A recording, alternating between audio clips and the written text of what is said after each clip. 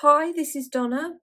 Welcome to DD Paper Crafts. In today's video, we're going to be making this double box project. So what we have is the external acetate piece. If we take off the lid, there's another box which is attached to the lid.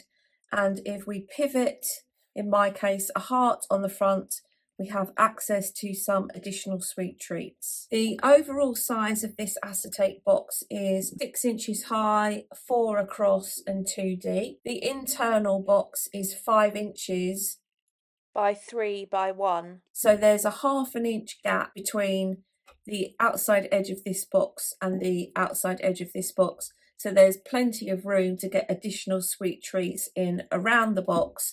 And the idea is you take out the lid and you've got an additional surprise. So without further ado, let's put this project together. You have the option to have the outer element of the piece as either acetate or cardstock. And regardless of whether you're using acetate or cardstock, you'll have 2 pieces to create the sides, which are 6.5 by 6.5. Along one 6.5 side, score at 4 and 6, rotate 90 degrees, and then score at half. You'll have 2 pieces like this of either cardstock or acetate. And for the base, I have a piece which is 4 by 2. We'll construct the outer case first. Fold and burnish along all of the score lines on each of the acetate pieces. I've got my ½ inch tab on the left-hand side. I'm going to cut up the score lines at the bottom to the ½ inch score line to just separate these tabs like so. Rotate, remove the small square at the end, take a wedge from the ends of the glue tabs. So you'll do that on both pieces. Now my preference with acetate is to cut a ½ inch glue tab, fold and burnish, just because personally, I find it easier to work with a longer strip. Because we're working with acetate, if that's what you've chosen to use, the joins will obviously be visible. You could add some decorative corner posts at the end if you so wish. But what you may want to do is on the ½ inch tabs on the side, you may want to cut those down to 1/4 inch, for instance, so that you've still got enough to join the 2 pieces together, but the tabs aren't so visible. So I'm going to cut these down to approximately 1/4 inch. I'm now going to join the pieces together. I'll use red liner tape. I'm going to add it on to the 2 base pieces at the same time. Let's join up the 2 pieces. I'm going to go in from the underneath and just burnish that down. So let's join up the other side. Always start from the bottom edge where the score lines are, get that lined up, because you can always trim around if the top doesn't quite meet. And then let's get that burnished. And now I'm going to take the backing off of the bottom tabs, and this piece is going to sit on the bottom like so. And then I will use a piece of my patterned paper to cover over the bottom element of the box. So that's stuck on the base, and I'm just going to go in and burnish that down. We're now going to make the lid for the box. I have a piece which is 6 by 4, and I'm going to score on all 4 sides at 1 inch. Fold and burnish. So the lid is basically an upside down tray. Before we stick the box together, the size that I'm making the internal box, which is 3 inches by 1 inches, means that when it sits inside the lid, there's going to be a ½ inch gap all the way round. What you may want to do at this stage, if you're not confident that you're going to be able to get it central, as it were, is ½ inch away from the score line, is just make a pencil rectangle in the middle. So that gives you a guide as to when you come to add the internal box to the lid. So I'm going to do exactly that now. So this is where our internal box is going to be adhered. Get rid of any pencil marks you might have around the edges, because it will be more difficult to get rid of those later. So let's put our lid together. I'm going to have the lid so that the glue tabs run into the longer sides rather than the shorter sides. I've got my piece in a landscape orientation, and I'm going to cut up the score line on the left and the score line on the right. Take a wedge from those. Do the same on the opposite side. Add glue to the glue tabs, pull that around and just create our simple lid. And then let's bring that on, and that fits nicely on the outside of the box, like so. So we're now going to make our internal box. For the internal box, I have a piece which is 7 inches by either the width of A4, 8 1/4, or you can use US letter. The only difference is if you use A4, you're going to have 1/4 of an inch glue tab rather than a 1/2 inch glue tab. Along the 8 1/4 or 8 1/2 inch side, score at 3 inches, 4 inches, 7 inches and 8 inches, and on the 7 inch side score at 1 and 6. We now want to cut the aperture into our what will be the front of our box, which is going to be this section here. There's a few things to consider. Firstly, you want to cut an aperture which is big enough for the candies, and then bear in mind the size of the door that's going to go over the top. Secondly, just consider the placement of the aperture. If you're having a door which is much larger, obviously you wouldn't want this right near the score line because your door is then going to overhang. And another thing to consider is you will need a larger die cutting machine to cut your aperture into this, unless you have a punch or some other form of cutter. But of course, your aperture doesn't have to be circular. You could cut any shape straight into the cardstock. And the last thing is, if you're going to use patterned paper on these pieces, you may at least want to add the patterned paper onto this piece first before you add your aperture into place.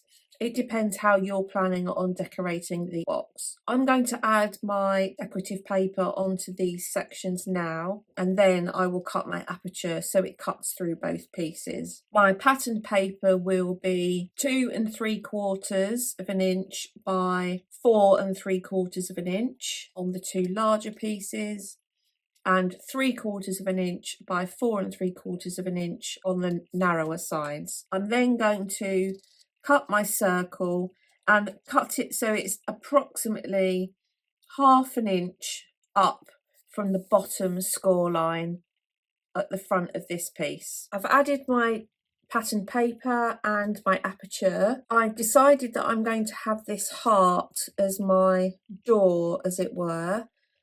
So the next thing I'm going to do is just work out where the door is going to open. So I'm going to use my screw punch and just punch straight through the heart and through the back cardstock before I put the piece together. So now we can concentrate on putting the box together.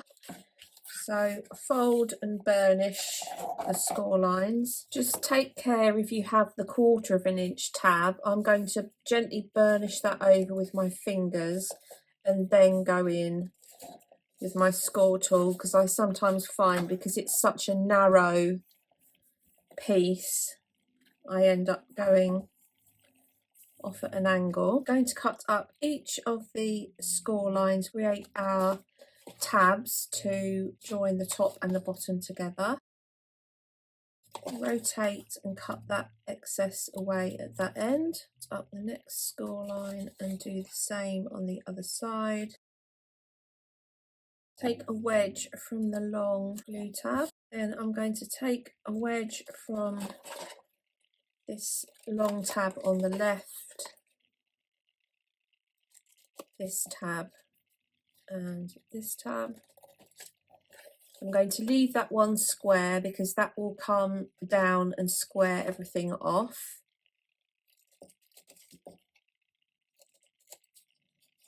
And I'm going to do the same at this side, but obviously this end is going to be stuck in the top of the lid, so it's not quite so important that you get a neat look. And I'm just going to work on the door now and get the door into place, because I think it's going to be easier to access the brad and split the brad whilst the piece is flat, rather than when the box is put together. I've managed to pattern match as best I can. I wouldn't recommend doing it particularly where you've got a pattern where the pattern is not quite so regular. This is regular, but the placement is quite sporadic, if that makes sense. So it's created a lot of wastage, but once I'd got down the rabbit hole, I had to continue. My recommendation, if you are going to do it, would be cut the aperture into this piece, cut your door, add your pattern paper onto the door, and then place your door over the aperture, and then punch your hole through both the door and the box at the same time. It does make life slightly easier. So you can see I've got my original hole, and then I've re-punched so that I could get the paper lined up accurately with the front. I'm going to use this heart-shaped brad. This wasn't quite the right colour, but I coloured it with an alcohol marker, so that's going to sit on there like so. And you can see there's something there, but you wouldn't necessarily know it was a door, if that makes sense. That's what I'm trying to achieve. And what you can see is the way I did it originally, the door can now move up, move in that direction as well as in that direction. So I'm going to put the door where I want it, and then I'm going to flip it over and just add a tiny piece of cardstock in the inside, just so that that brad can't move upwards as well. Hopefully that makes sense. Now we'll put the box together. I'm going to run my glue along this long glue tab, and yours will either be 1/4 of an inch or 1/2 an inch, depending on what cardstock you've used. Let's wrap this around. I'm going to fold in the 2 small sections, add glue onto these, pull the back section across, add glue across, pull this over. So that's the base of the box, and now I'm going to do the same at the top. Then we're going to take our lid, we're going to add glue to the top. If you've decorated the lid of your box already, make sure that you're sitting this in the right way round. So this is the front of my box, so if you've got anything on the front, you want to make sure that your front is your front, as it were.